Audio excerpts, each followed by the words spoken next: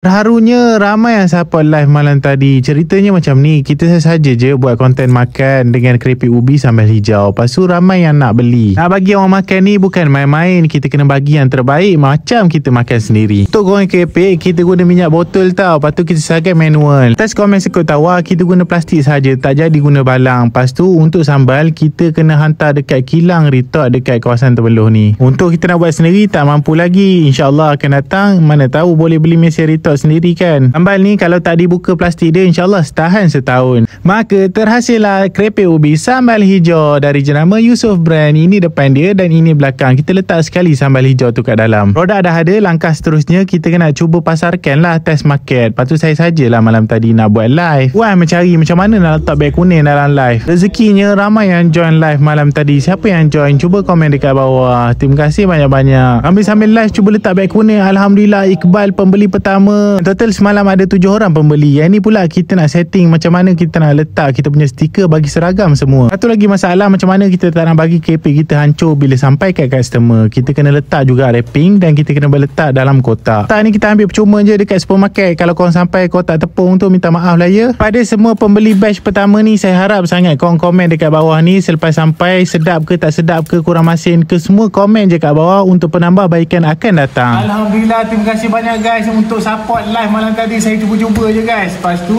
kita punya ni keripik ubi sambal hijau. Belakang ni ada sambal. Itu ada tinggal sikit je lagi guys.